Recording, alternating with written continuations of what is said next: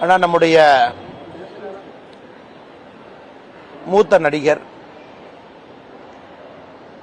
ஒரு அற்புதமான ஒரு நடிகர், அரசியல்ல ஒரு மாற்றத்தை ஏற்படுத்த வேண்டும் என்று சில வருடங்களுக்கு முன்பு கமலஹாசன் அவர்கள் மக்கள் நீதி மையம் என்று ஆரம்பித்தார். இன்னைக்கு தமிழக அரசுல அல்லது தமிழகத்தினுடைய அரசாங்கத்தில், தமிழகத்தினுடைய அரசியல்ல ஒரு மாற்றம் வர வேண்டும் என்றால் திமுக என்கின்ற கட்சி இந்த மூன்றிலும் இருக்கக்கூடாது என்பது நமக்கு தெரியும்.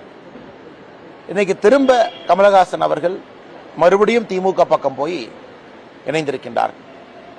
இது மக்கள் நிறைய கேள்வி கேட்கிறாங்க, என்னாச்சு? அது குறிப்பா கோயம்புத்தூர் பகுதியில் பத்திரிகை நண்பர்கள் கேட்கறீங்க என்னாச்சு.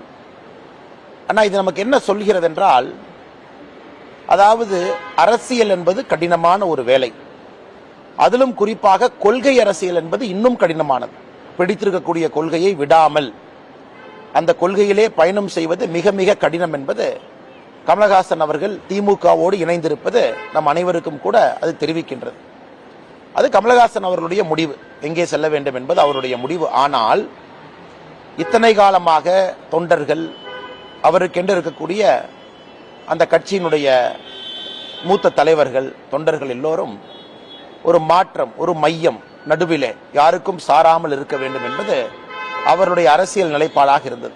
இன்று முற்றிலும் மாறி திமுக பக்கம் சென்றிருப்பது எந்த அளவுக்கு தமிழகத்தில் திமுக என்கின்ற தீய சக்தியினுடைய ஆதிக்கம் இருக்கிறது என்பதை நமக்கு உணர்த்துவது மட்டும் இல்லாம, கமலஹாசன் அவர்கள் தன்னை நம்பி வந்தவர்களையும் ஒரு மாற்றம் கொடுக்க முடியும் என்று எதற்காக அரசியலை ஆரம்பித்தாரோ, மறுபடியும் திரும்ப எங்கே அரசியலுக்கு அவர் வர்றதுக்கு முன்னாடி எப்படி இருந்துச்சு அங்கேயே போய் திரும்ப நின்று இருக்கார்.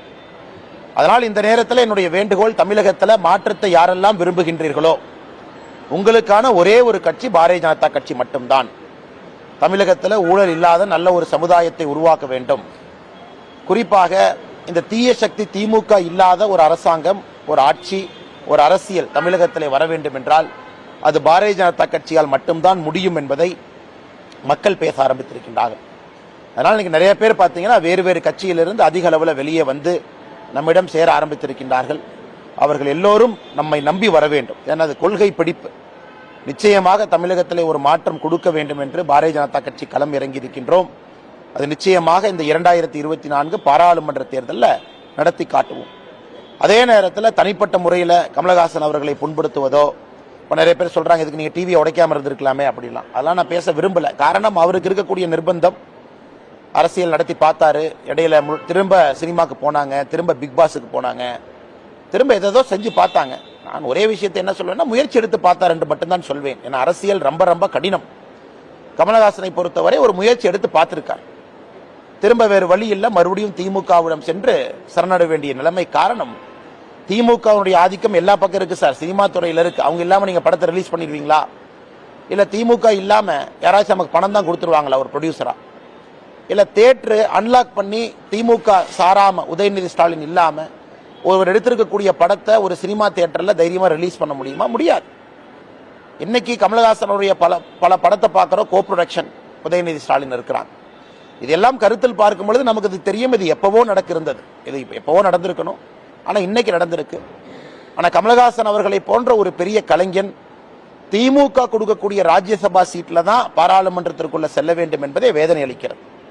அந்த கலைஞன் சரியான நிலைப்பாட்டில் இருந்திருந்தால், சரியான பக்கம் இருந்திருந்தால் நிச்சயமாக அவருக்கான அரசியல் வெகுமதிகள் எப்பொழுதே வந்திருக்கும். அதனால் கமலஹாசன் அவர்களுடைய முடிவை பற்றி இது சரியா இது தப்பாங்கிறத நான் போக விரும்பல. இன்னைக்கு தமிழகத்திலே தனித்து ஒரு கட்சி மாற்றத்திற்காக நின்று கொண்டிருக்கிறது என்றால் அது பாரதிய ஜனதா கட்சி என்பது மற்றும் ஒரு முறை நிரூபணமாகி இருக்கு. நீங்க கேளுங்கண்ணா.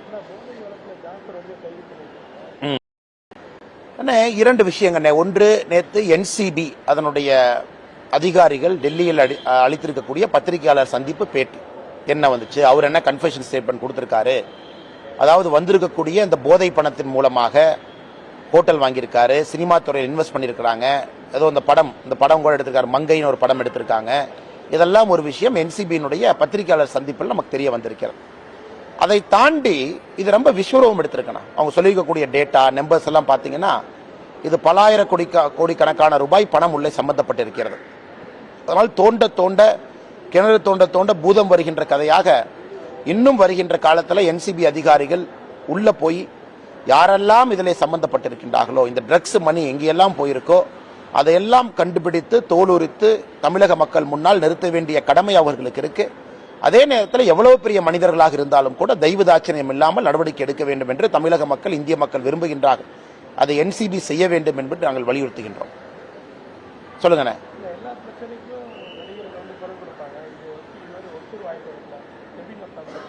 வாய் திறந்தாங்கன்னா எப்படி நான் படத்தை ரிலீஸ் பண்றது? இன்னைக்கு இருக்கக்கூடிய நம்முடைய நடிகர் பெருமக்கள் வாய் திறந்து தமிழ்நாட்டில் இது நடக்குது அது நடக்குதுன்னா அவங்க படத்தை எப்படி ரிலீஸ் பண்ணுவாங்க? எப்படி உதயநிதி ஸ்டாலின் அந்த படத்துக்கு பணம் போடுவார்? எப்படி சினிமா தியேட்டரில் அவங்களுக்கு ஸ்லாட் கிடைக்கும்? எதுவுமே கிடைக்காது. அதனால் தமிழகத்தில் இன்னைக்கு நடிகர்கள் குரல் கொடுக்க வேண்டும். நடிகர்கள் எதுக்குன்னே குரல் கொடுக்கணும்? அவங்களுக்கு என்ன தெரியும்? நான் திரும்ப ரிவர்ஸில் கேட்குறேன். இன்னைக்கு நீங்கள் சொல்கிறீங்க நடிகர்கள் எல்லா பிரச்சனைக்கும் குரல் கொடுக்கணும். நடிகர்கள் எதற்கு குரல் கொடுக்க வேண்டும் நான் கேட்குறேன். அவங்க என்ன சமுதாயத்தில் சமூக ஆர்வலராக இருக்கிறாங்களா? NGO நடத்துகிறாங்களா? இல்லை உங்களை போன்று என்னை போன்று சாமானிய வாழ்க்கை வாழுகின்றார்களா? இல்லை ரோட்டில் போய் மக்களுடைய கஷ்டத்தை பார்க்குறாங்களா? அதனால் நீங்கள் முதல்ல உங்கள் கேள்வியை தமிழ்நாட்டில் எதற்கெடுத்தாலும் நடிகர்கள் தான் பேசணும். அந்த மனநிலையிலிருந்து முதல்ல வெளியே வரணும். நடிகர்கள் ஒரு சிறு வட்டத்துக்குள்ள வாழ்றாங்க. ஒரு சிறு வட்டத்திற்குள்ள ஒரு கட்டம் போட்ட கோடுக்குள்ள வாழ்ந்து கொண்டிருக்கின்றார். அவ்வளவுதான். ஆனால் நடிகர்களை கொண்டு எல்லா பிரச்சனைக்கும் குரல் கொடுத்து அது தமிழக மக்களுடைய கருத்து, மக்கள் நினைக்கிறதே முட்டாள்தனம். அதுல இருந்து முதல்ல வெளியே வரணும். அதனால் நமக்கு தெரியும் இன்னைக்கு நடிகர்கள் நிறைய பேர் நடவடிக்கை பார்க்கும் பொழுது அவர்கள் பேச்சே அரசியல் சார்ந்ததா இருக்கு. அதனால தமிழகத்தில் இன்னைக்கு மக்களுடைய மனநிலை எப்படி ஆயிடுச்சுன்னா, ஒரு செலிபிரிட்டி குரல் கொடுத்து தான் ஒரு விஷயம் பெருசாகணும் அப்படிங்கறதெல்லாம் மக்கள் தாண்டிட்டாங்க. சமுதாயத்தில் யார் பணி செய்கின்றார்களோ அவர்களுடைய குரல் கம்பீரமாக ஒலிக்க வேண்டும் என்றுதான் சாமானிய மக்கள் விரும்புகின்றார்கள். அதனால் நடிகர்களுடைய வேலை நடிப்பது, அதுக்கு விட்டுறலாம். அவங்க படத்தில் நடிக்கிறாங்க, நமக்கு பிடிச்சிருக்கா, பார்க்குறோம், கை தட்டிட்டு வெளியே வந்துடும், அதோடு நிறுத்திக்கணும். கேரளாவில் எப்படி இருக்காரு பாருங்க, எவ்வளோ ஸ்மார்ட்டாக இருக்காங்க. மம்முட்டி ஐயாட்ட யாரோ கேட்டாங்க, ஏங்கனே அரசியலுக்கு வரலேன்னு. சினிமா வேறனே, அரசியல் வேறு. சினிமாவிலே கைத்தட்டி பார்ப்பவர்கள் அரசியலுக்கு வரும்பொழுது கைத்தட்டுவார்கள் என்று எனக்கு தெரியாது. அதனால் ஒதுங்கி இருப்பது நல்லது. நிறைய இவங்க மட்டும் இல்லை, இந்தியாவில் இருக்கக்கூடிய பல தலைவர்கள். ஆந்திராவில் பார்த்தீங்கன்னா இதே போல நடிகர்கள் அரசியலுக்கு வந்தாங்க. என்னாச்சு? இன்னைக்கு அரசியலிருந்து ஒதுங்கி இருக்கின்றார்கள். கமலஹாசன் அவர்கள் ஒரு சிறந்த உதாரணம். காரணம், ஒரு சிறு வட்டத்திற்குள்ள, ஒரு கோட்டுக்குள்ள ஒரு மனிதர்கள் வாழ்கின்றார்கள் என்றால் அவர்கள் அரசியலிருந்து ரொம்ப தூரத்தில் இருப்பாங்க. பாலிடிக்ஸ்ங்கிறது ஃபுல் டைம், 24 மணி நேரம், 7 நாட்கள், 365 நாட்கள் செய்யக்கூடிய ஒரு பணி. நான் அமெரிக்கா போவேன், ஷூட்டிங்கில் இருப்பேன், பிரேக் எடுப்பேன், அதுக்கப்புறம் மாசத்துக்கு 4 நாள் நான் அரசியல் பண்ணுவேன். அதெல்லாம் சாத்தியமே இல்லைன்னா. அதனால் நண்பருக்கு என்ன அன்பான வேண்டுகோள், நடிகர்களை ஃப்ரீயாக விட்டுருங்க. அவங்க நடிக்கட்டும், படம் பிடிச்சா பாருங்க, கை தட்டிட்டு வெளியே வந்துருங்க. சமுதாய பிரச்சனைக்கெல்லாம் நடிகர்களை ஏன் இழுத்து அவர்களை பேச வேண்டும் என்று எதிர்பார்க்க வேண்டும். அடுத்தது என்ன?